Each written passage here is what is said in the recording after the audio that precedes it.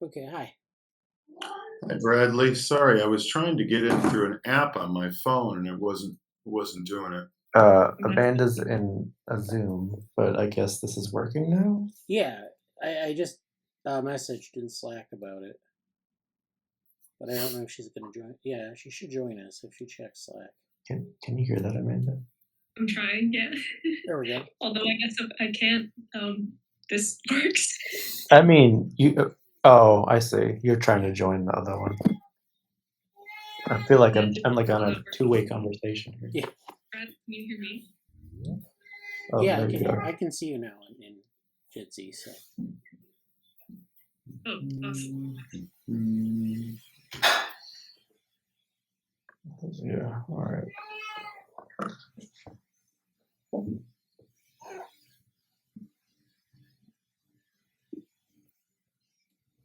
Okay.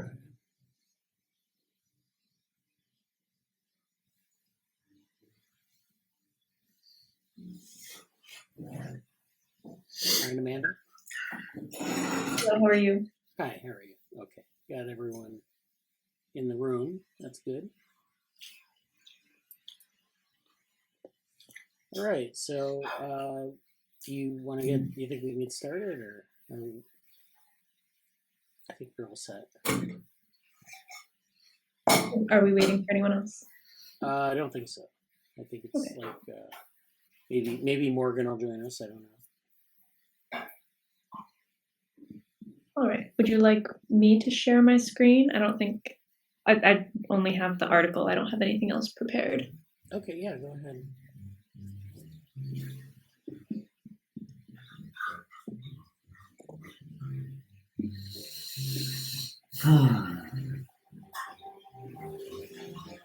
Oh yeah, I guess Rob should introduce himself first, though.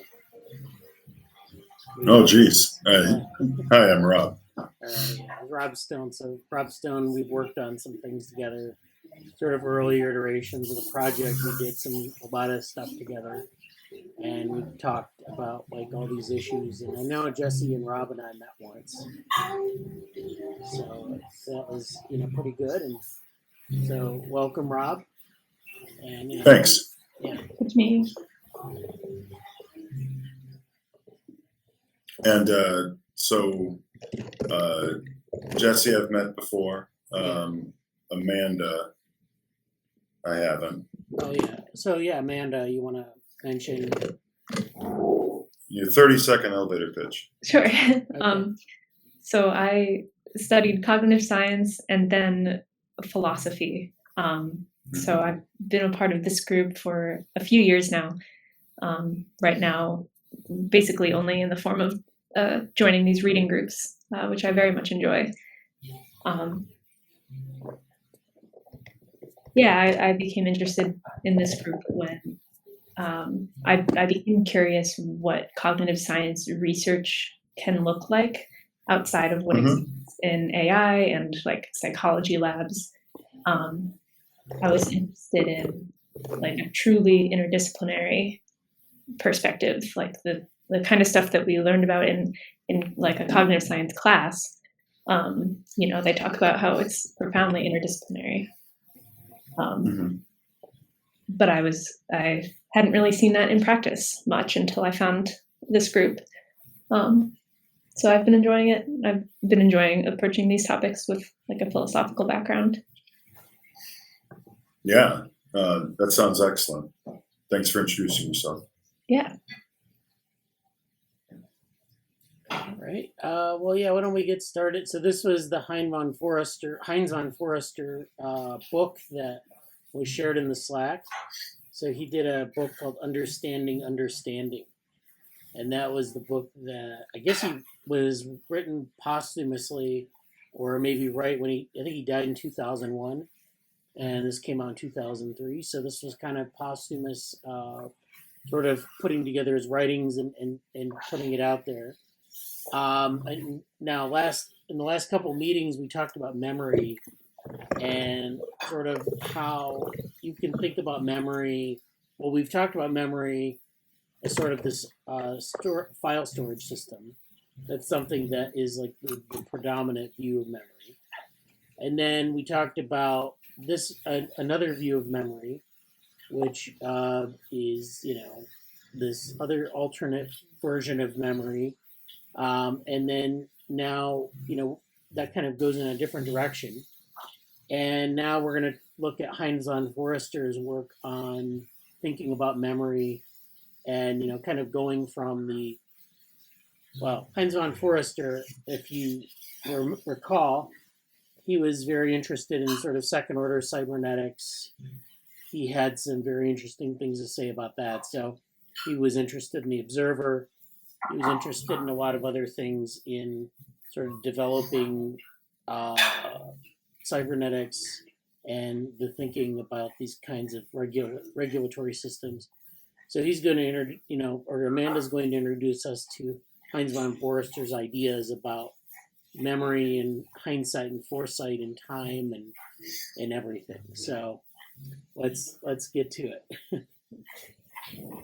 All right. So I'll say from the beginning that I did not understand a lot of it. Yeah. I understand the big picture, but some of the diagrams later, I would appreciate if we could try to walk through it together. Okay. But he starts by posing this problem of how we have this implicit knowledge of memory, but when we're asked to make it explicit, it's hard to define what memory is. Similarly to how we might struggle to define time. So he takes this example from St. Augustine, where Augustine's puzzling about what time is, but then von Foerster jokes that if instead Augustine had been asked for the time, what's the time, it would have been a very easy question to answer. There wouldn't have been much mysterious about it. It's about the 6th hour afternoon. So similarly, we have an understanding of memory that, sorry for the dogs barking, that is, we have an understanding through experiencing it, but when we're asked to give a theory, there are various obstacles.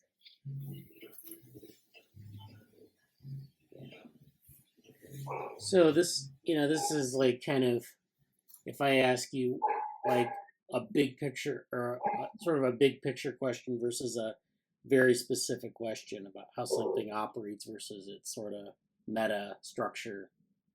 Like what is like kind of, if I ask you about some indicator of the economy versus what is the economy, something like that, or what is the mind versus what is the mind producing? I mean, you might be able to answer the second question better. So is it like is it being more specific, or is it just kind of, because I can see where he's trying to go maybe, which is like to say that it's complex enough that you can't describe it, like all of the interactions going on, or, you can kind of give a very rough outline of what memory is, but like, we can describe, in the file drawer system, we describe how things are encoded and retrieved, but that's not really kind of, like as we said last time, that's not really the whole thing. It just kind of, it's a metaphor that we use, and it can map to what we see in memory, but it doesn't explain a lot of the subtleties of it, a lot of how we, remember complex events over time and things like that. Right, and if we're trying to explain a particular instance, then there might not be much that's mysterious about it, but what does all of memory have in common? Is there one physical basis for everything that we call memory? That's the kind of question he's trying to answer.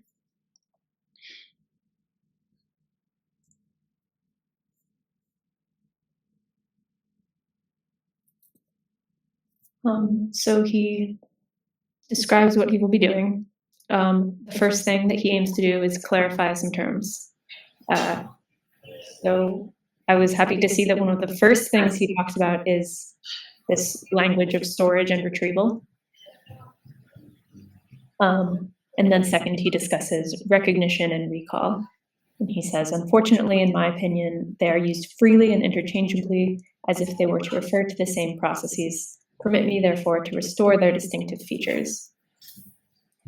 So when talking about storage, he uses a perfectly simple example of a woman, Mrs. X, who wishes to store her coat during the summer and then retrieve it for the winter. So when we talk about storage of a physical item, there are some assumptions that go into that, namely that the thing we are retrieving is exactly the same thing that we stored. Mrs. X isn't going to get back a different mink coat. She's not going to get back a slip on which is printed, here is your mink coat. So he says this is a very uncontroversial way of talking about storage and retrieval when we're talking about physical items. But can we apply these concepts to quote information? Okay. Yeah. So he starts to set up this puzzle by saying, well, when we talk about storage of information in the library, we're still talking about storage of physical items. And he says here, by confusing vehicles for potential information with the information itself, one puts the problem of cognition nicely into one's blind spot of intellectual vision, and the problem conveniently disappears. So he says, it's simple to talk about the storage and retrieval of a physical item. It's simple to say that a physical item contains information, like a book contains information, but it is not the information itself that is being stored and retrieved. So when we try to talk about the brain storing information, as part of that explanation, we would need to invoke some kind of little demon bestowed with cognitive powers who zooms through this huge storage system in order to extract the necessary information. So this metaphor of storage and retrieval breaks down when you're talking about like pure information, and when you're talking about memory as we would like to. Wait a minute. So let's go over this. So the language uses about document storage and retrieval is like, I guess this is the physical form they used to use in libraries before now, because today we would use like a computerized system, which would actually be maybe tractable. But like the microfiche, he's talking about microfiches and all this. So, okay, so basically he's trying to maybe develop, just using this as an example, developing a theory of storage for documents and things. And so, let's see, distinct from these only by its quantity of storage rather than by its quality of process. So you would have like two dimensions, that you'd have like a quantity of storage, meaning you can store as much as possible. And if you get to a size where it's like insurmountable to like keep track of everything, then you need to have this little demon. And of course, in a computerized system, we have an algorithm or like a program to find things. So that's kind of interesting because he doesn't consider like the kind of systems we have now. But anyways, well, that's interesting. I don't know if it matters though, because what's physically stored and retrieved would be maybe encoded in such a way that it wouldn't itself be the information. Like It would be a pattern of white versus black pixels for this PDF. But it still ultimately comes down to physical storage. Maybe I don't understand computers well enough. Well, I think he's not. I think he's thinking in terms maybe of like those old systems, and like, because he's like confusing vehicles for potential information with information. So the vehicles are what exactly? I guess Vehicles it's would just be, sorry, go ahead. no. Go ahead. So physical books or microfiche, but then also I think we can just expand that to PDFs, series of characters that encode the PDFs. I guess I'm not certain that bringing in digital computers is a threat to what he's trying to say here. I'm not sure. Okay. So by confusing vehicles for potential information. So this is like he's making a distinction between information being like maybe everything that describes something versus maybe a vehicle, which could be like a keyword or something. That then he kind of makes this distinction. Then the problem here is that basically you would need a little demon bestowed with cognitive powers who zooms through this huge storage system in order to extract the necessary information of the owner of this brain to be a viable organism. So maybe what he's saying is that you still need to have, and this is kind of like what we were talking about with memory, is that you can retrieve maybe like with the file storage model, you can retrieve pieces of the memory, like some word or event, but to get it all together, you need this sort of distributed system that maybe has other components where it gives context and everything's put together. But yeah, I mean, I think it's, yeah, I don't want to spend too much time on that distinction between the microfiches and computers. But yeah, I guess his point is that you really do need to have this like informational gain from just simple retrieval. So Rob actually says here, made a couple comments. The first is future specting, I guess, which is the kind of perspective or is limited. Weiner believed computers could never defeat grandmasters in chess. Yeah, that was interesting. I was talking with Rob the other day, and he pulled up. You remember we talked about Norbert Weiner's book, and we were talking about some of his visions for technology, and we didn't. I don't think we mentioned this in the book when we were reading it, but he didn't think computers could defeat grandmasters in chess. And of course, he was writing his work in the mid 20th century. And then eventually, computers were able to beat grandmasters in chess, but that was in the 90s. Okay, it is an addendum. So, I mean, that was like 30 years into the future. But then the way that computers are actually able to defeat grandmasters in chess, I don't know if we could get like Norbert Weiner and reanimate him, if we could figure out what he would make of it and what his sort of thinking on that would be. I suspect it's kind of like this, where there is like obviously when a chess grandmaster gets beat by a computer, what actually happened in that case was that basically chess grandmasters started using computers to play what they called like hybrid chess or different games where you would have like the computer kind of figure out some deep moves and then the grandmaster would figure out the shallow moves and they'd play together. So it was interesting that that's how that all happened. And then Rob also says information being a descriptive force that creates structure in vehicles versus the vehicle itself. Not sure if Rob wanted to elaborate on that. You can unmute yourself if you want.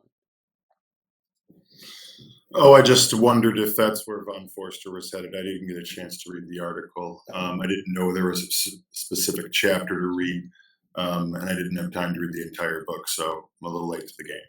Oh, that's fine. Yeah, we're just trying to figure this out ourselves. Everyone just kind of come to it and say, "What did you mean by that?" Just throwing out my thoughts as Amanda's speaking. Okay. Thank you. So, yeah. So Amanda, let's go. Let's continue on. So right, basically he's saying the storage and retrieval metaphor would require something to interpret what's being stored. Because when we talk about storage and retrieval of information in the physical world. In all cases, there's this vehicle, like the physical book or the PDF or the microfiche. But then there's a human agent that has to interpret it to actually extract the information. And the information maybe is only meaningful if the agent knows something. So this metaphor requires a little demon. So he says, it is the aim of this paper to explore the brain of this demon in terms of the little I know of neurophysiology, so that we may ultimately dismiss the demon and put his brain right where ours is, basically to put the agent in the position of being this interpreter of information instead of having this superfluous and problematic layer. Okay. Yeah, I guess that's yeah, it's good. I don't know. And then there's supposed to be issues with the way we talk about recognition and recall as well. I'm not sure I fully understood what the problem was supposed to be here.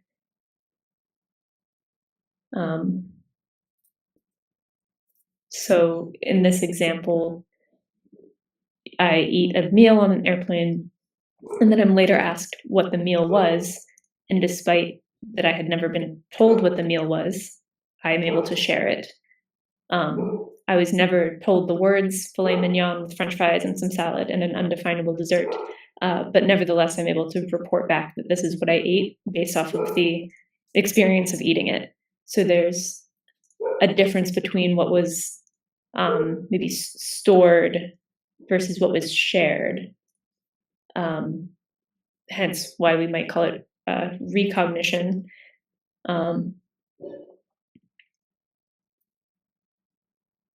Those mechanisms and operations which allow me to make symbolic representations of these experiences, say in the form of utterances, determine my faculty to recall. So there's a symbolic representation of the experience that allows me to say the words filet mignon, etc.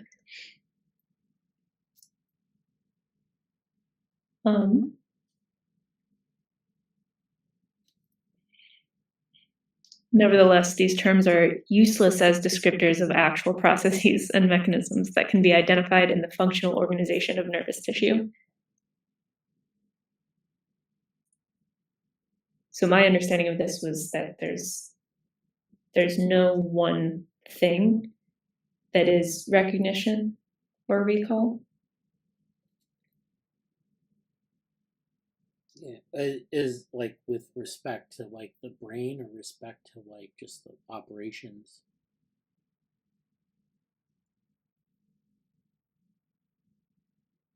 Basically, when we recall something, that could be describing any number of different types of symbolic manipulations. Oh, okay. There are multiple things like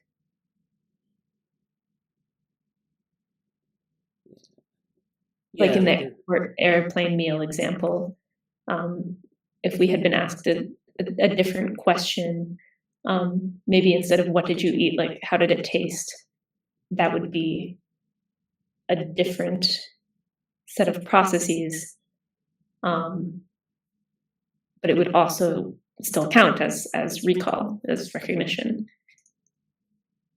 So it's helpful shorthand maybe, but recall and recognition doesn't describe any one thing. It's not a natural kind, to use the term that we've used before. Rob asked, it's in the context of the game being played, as in philosophical investigations. Wittgenstein. Well, yeah, I mean, I guess context is important. Like, basically saying, there are a lot of different contexts of something. If I ask you a question, you could interpret it a lot of different ways.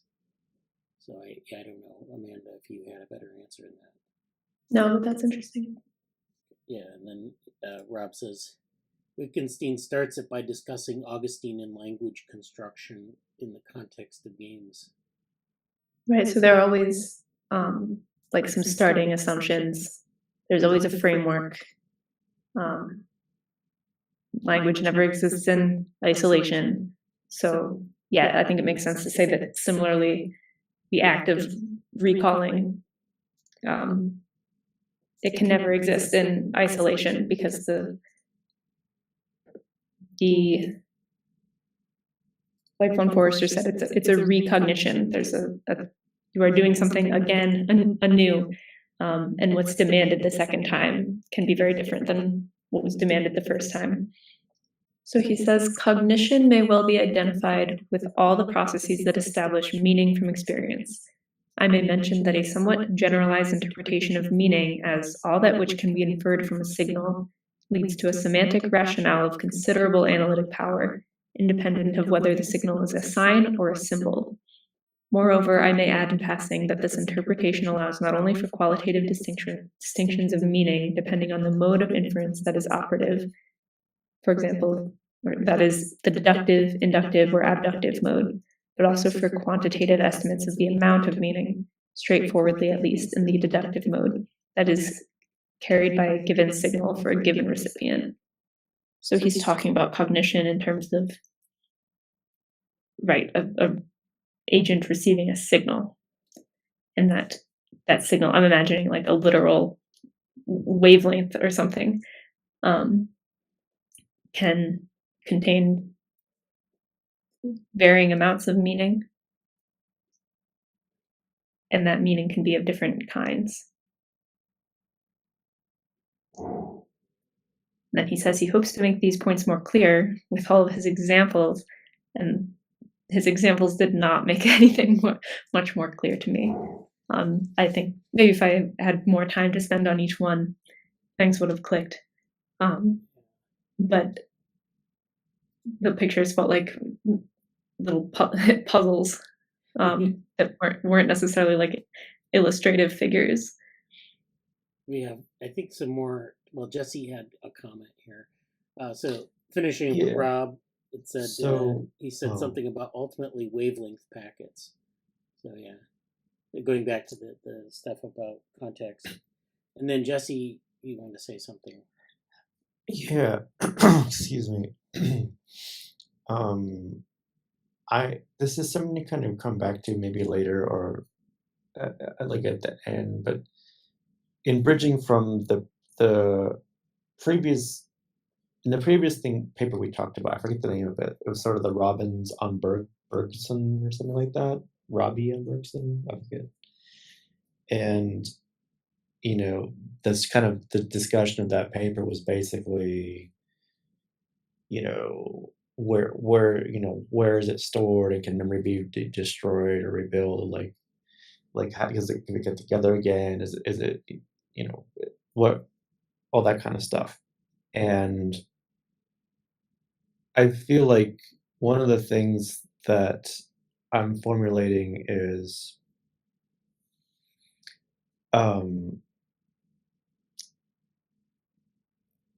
I think I'm developing a shift in my perspective away from like storage and retrieval, and maybe some other analogies that we've had too, into just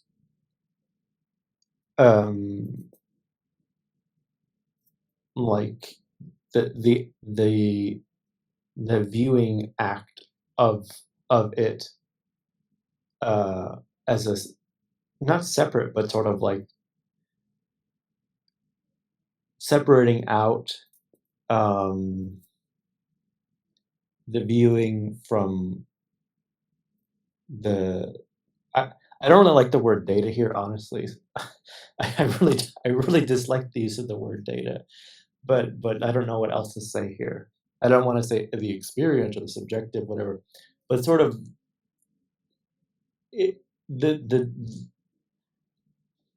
I don't really want to say observer or subject and object or experiencer or agent or internal.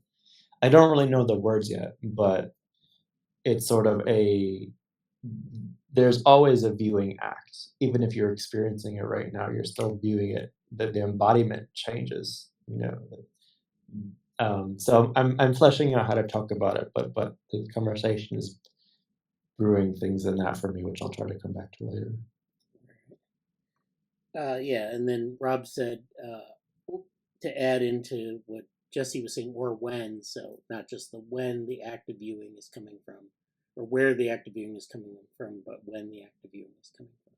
Well, and I think my point was kind of relative to that. Like when, yes, and then, but where? Well, I guess it could be where or when, but like there's always a. I guess it's sort of. I guess it's. I'm kind of juxtaposing all this to ideas of like, oh, and this is sort of our punching bag right now, I guess. But like, oh, I would like to go and retrieve. I'm going to go totally, stop everything in the world and just open the file and the brain and go to my hard drive and open it up and take it out. And then I'm going to think about that thing and I'm going to think about all these like proxemic things that do it versus um, this viewing in a weird way. I'm what I'm doing almost feels like I'm creating a harsher division from the act of, I don't know what to call it, viewing right now, but like viewing and experiencing and remembering it are kind of, I don't know, separating in my mind somehow. But to come back to that later, we can move on. I'm sorry. Okay. Yeah. So yeah, Rob said storage retrieval in IT systems versus brains, objective versus subjective. So you can make a lot of different distinctions there. Yeah, IT system memory are made objective, mental models are made subjective. So we're talking about, well, in IT systems, of course, we have, standards for corrupted data versus like something that's retrieved properly, and we don't. And in mental models, we, of course, have a lot of context because the context can be encoded in the IT system. Just as much. Sometimes we don't have enough context, though. If we have something like a spreadsheet or a database, I mean, that's one of the problems with like working with data sometimes, is that you don't have the proper context. You collect some data, you work with it in a spreadsheet, you know what everything means, and then you come back 6 months later. And oftentimes we'll create metadata to mediate that and say, oh yeah, this is what this means. This is what the protocol is for collecting the data. And if we don't have that, then we often have problems because it's hard to, make an interpretation of what's been stored. So, I mean, that's definitely a distinction between like, artificial systems and biological systems and some of these other distinctions. So let's continue on here.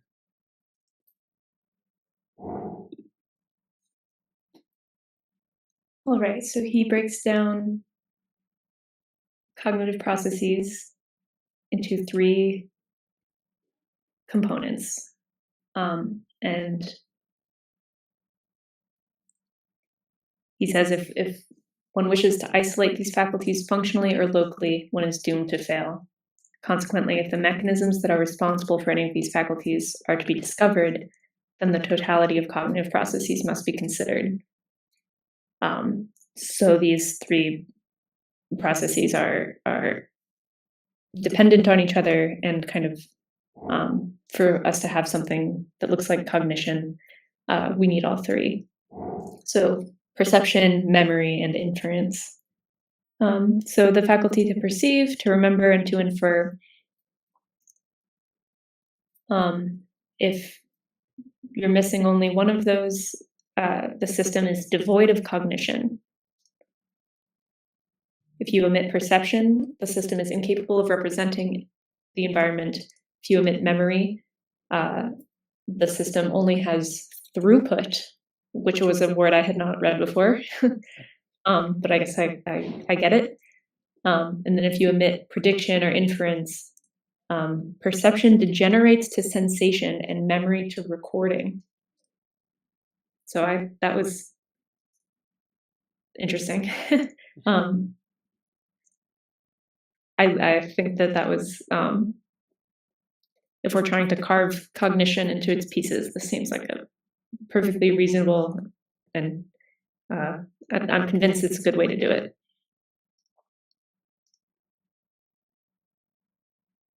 So then he starts, and this is where I started to lose it.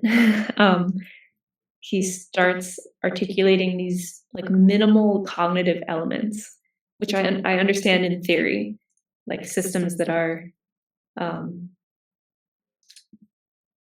of minimal structural complexity for the sake of clarity. And they're supposed to illustrate, these three aspects of cognition.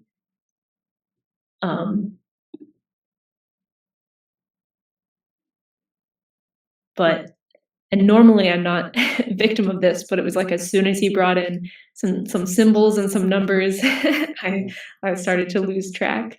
So this is the first one. Part 1 of Figure 1 shows the minimal net capable of computing an ECR. I've forgotten what that means. Elementary conditioned reflex. So this is the minimal net capable of computing the elementary conditioned reflex. I understand it so far. Okay. All right, so there are motor neurons and there are, I guess, other synapses that he talks about here. We'll go up to the diagram for a minute. So there are two, like the first one is before conditioning and the second one is after conditioning. So it does rewire, first of all. So you have your synapses on your relay neurons, you have your motor neuron down at the bottom, you have your synapses, which are the black circles and boxes there, and then the connections. So the thing we're looking at is conditioning. So you have these two thresholds. One is in the middle, 2 minus E, and then the one down below is 2 minus E. It's just these two neurons, kind of this one in the center here, and this one down the last relay to the motor neuron. So that's kind of what we're looking at in terms of what the thresholds are. Then we have A and B, which are these, I guess, inputs. So it's a parallel input, and you can either go to this middle interneuron or this lower interneuron. And then that can lead to going to the upper interneuron can lead you to have feedback or some sort of feed forward to the lower interneuron. And then finally that all kind of gets everything synapses to the lower interneuron, which goes to the motor or to the muscle. The motor neurons are the ones at the top, the muscle is down below. And then, so that means that when in conditioning, what you do is you lose the A and B connections to the upper interneuron, the motor neuron. And that means that A is equal to B. And so you have like these parallel inputs that go down to the lower interneuron and then down to the muscle. So I guess that's what that's how he's describing the reflex. So if we get things, I guess, above threshold, then we get this conditioning. And it happens over time, so you get this change in connectivity. And so this is the minimal network for computing the conditioned reflex. So we have feedback, we have this set of connections. Then I guess there's some memory encoding in this, which is if something reaches above threshold, it needs to sort of modify the network somehow. So that's the figure as I understand it. Now let's go down to the description. So yeah, okay.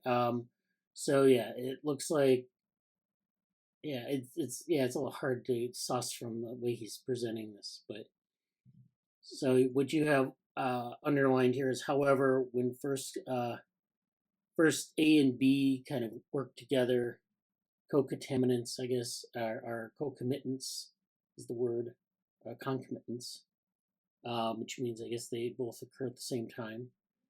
The internuncio is activated and provides sufficient facilitation for B to initiate the reflex.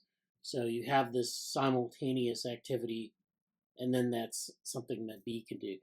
The internuncial's recurrent collateral secure its permanent excited state, and henceforth B is only sufficient to elicit a response. So, I mean, I guess the lesson here, and I don't know if he's really kind of getting at why he thinks that, or what he thinks is happening in terms of the last part, which is to say, what is the context here?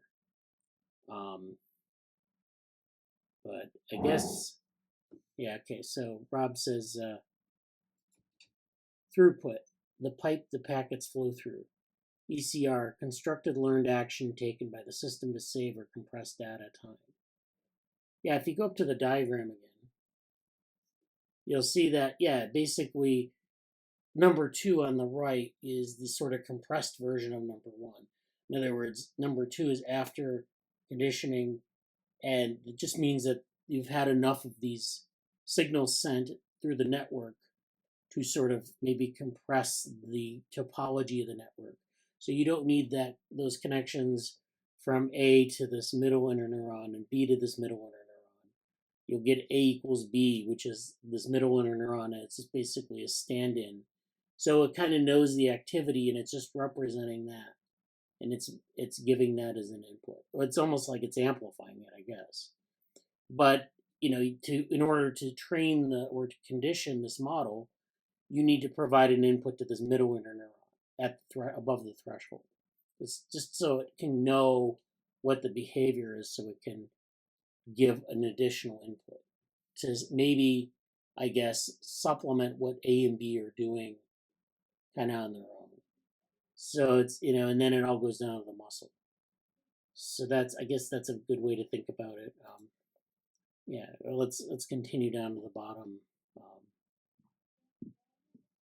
So that's supposed to be something like learning through experience. But he thinks it's simpler than that, and you don't need to call it something that sounds so complex. Yeah. Well, it's a very simple example of learning through experience. I mean, it's basically what, if we were doing like training a neural network, it would just be learning. I don't think people think about that, though. Like when people talk about training a neural network, it's like I can give you like a data set or a corpus to train my network on, and it gets the information and it tries to generalize things from those inputs. So it gets stored and it knows kind of what's, there's a threshold of things that are important versus things that are not.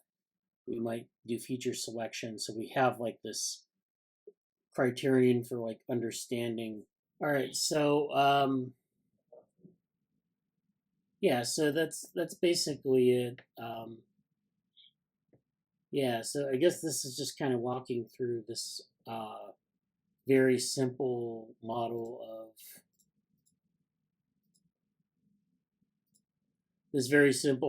of reflex arc, and kind of giving this idea of altering the network and kind of altering these mental functions as he sees it. Okay. So it's a case where a specific external event caused the net to change its modus operandi, and that the occurrence of the event is recorded in the reverberating loop of the self-excitatory internuncial. So something that kind of looks like memory. Right. Yeah, it wasn't the greatest example we could walk through, but now Rob says that there's some examples in IT that might make sense of things. What were you thinking there in terms of IT examples? Well, if you look at how IT handles storage networks and storage, they attempt to create several tiers of accessibility to save energy on data retrieval. And, the different tiers, at least this is when I worked in this field, the different tiers, it takes longer to get to the lower tier that's less accessible. And they think our brains work like that, but our brains actually have a second order observer, this quote unquote daemon, that subjectively has to grab the data and pull it depending upon its needs and contexts, as opposed to a objective something objective like a stack of servers. Okay. Yeah. Okay. Yeah. So now so this part here, he starts talking about relations and equivalence relations.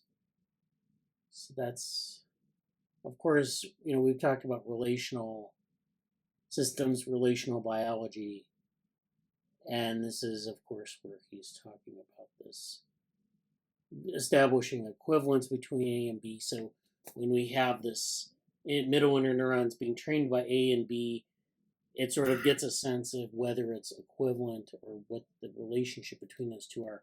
And then that gets encoded somehow there.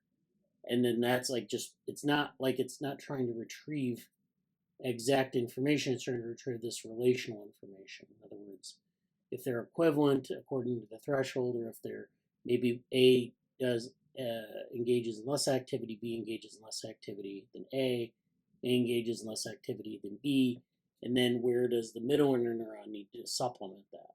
Something like that. So it's not encoding exact things, it's encoding this relational part of the signal or the information. I just thought that was interesting.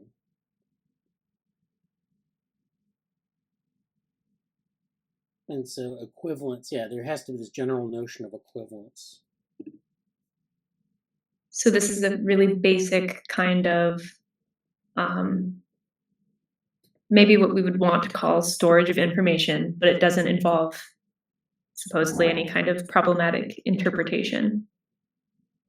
So what's the sort of the summary of the art or the chapter? Is it like what is kind of his big picture? Basically, my understanding is that you can have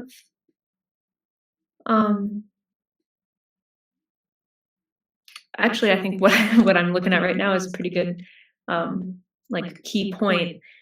We need information and its interpretation. If we're going to avoid this demon, we need that to be like the same thing. We need the information to be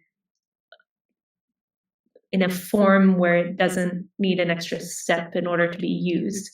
So information and its utilization are inseparable, constituting one single process. So he uses these very basic examples to try to show cases of that in really simple systems. And he goes through quite a few more that by the end, I didn't even try, because I did feel like I got much of the big picture. Like each of these are supposed to be systems where you don't need an extra layer of interpretation.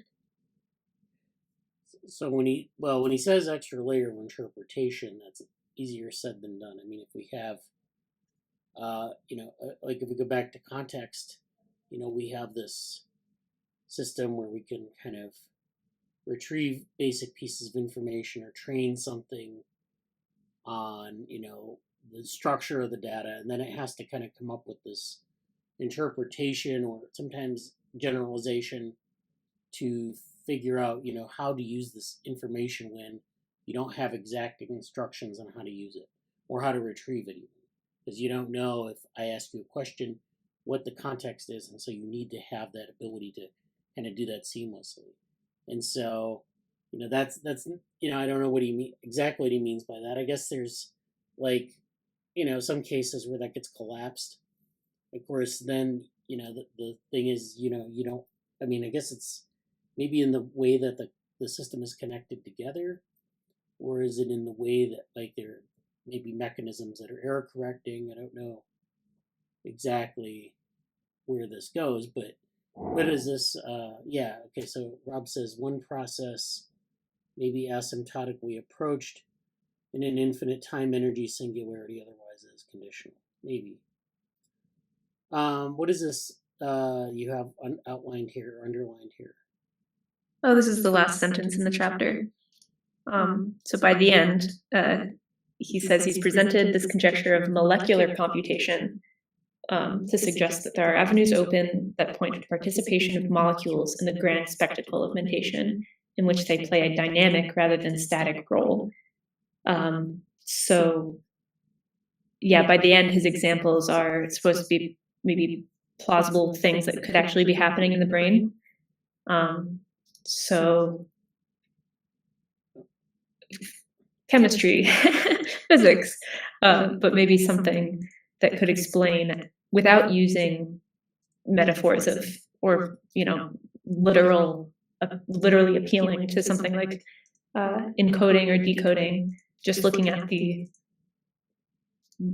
biochemistry of the brain. Maybe we can start to explain memory there by considering how I don't know, something about the details of these different energy configurations. How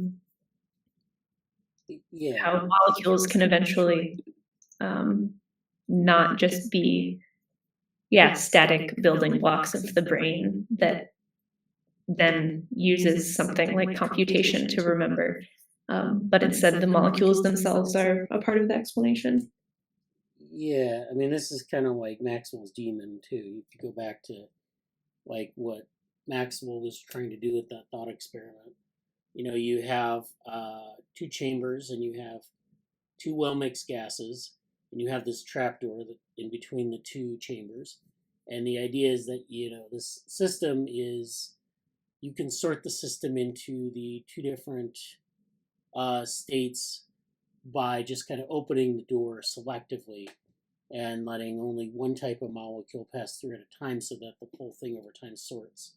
And the idea is that if something falls into entropy, we usually think of something that's organized, into maybe two separate states to become sort of diffused into a single well-mixed state where there's no distinction between states.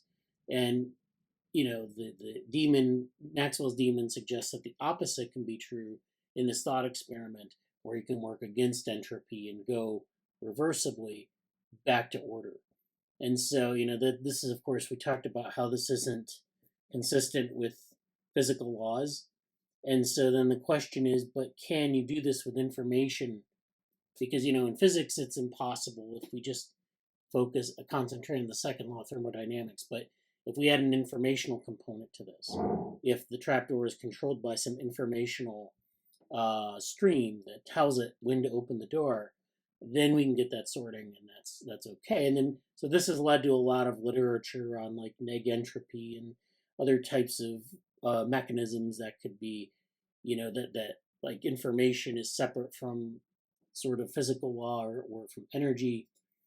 So basically, I think Rob says your memory costs energy to delete.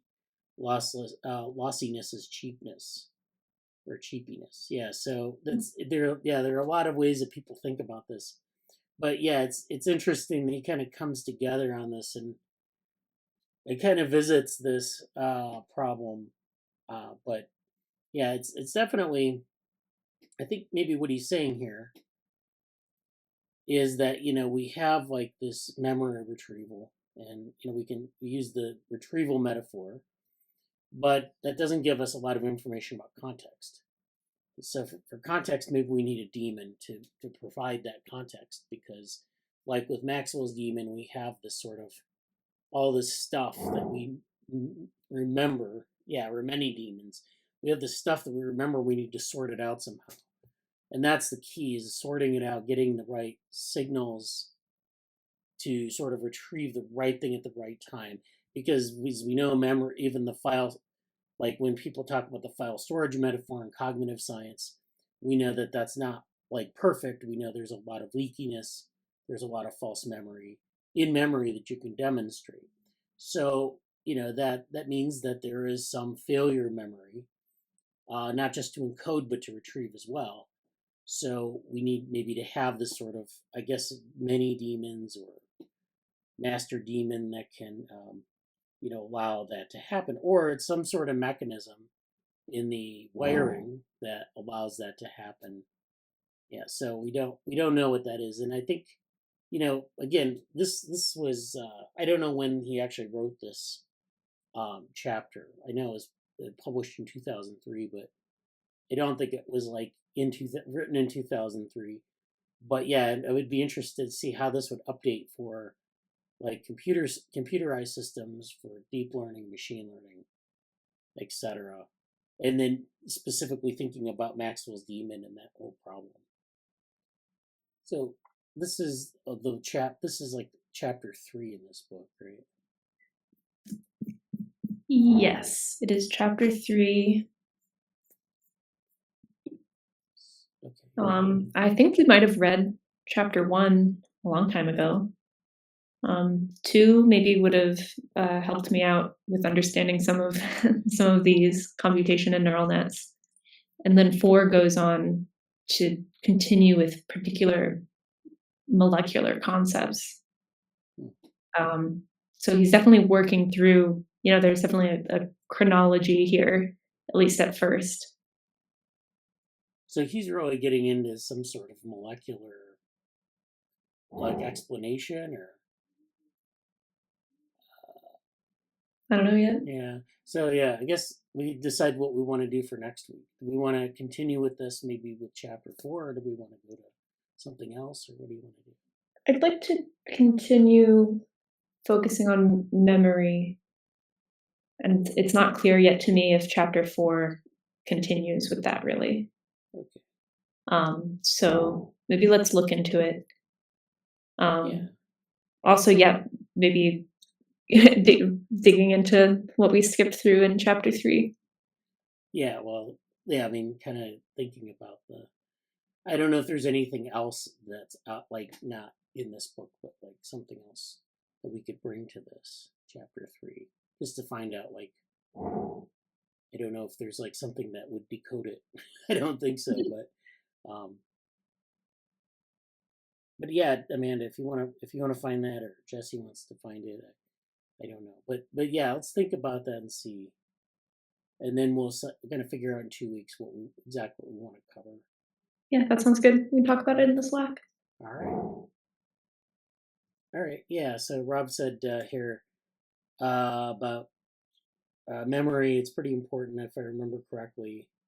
Yeah. So we'll think about this and see where we want to go from here. But it was a very good discussion. Thank you, and see you in 2 weeks. Talk to you soon. Talk to you soon. Thank you very much for inviting me. Yeah. Thanks. Thanks for joining. Yeah.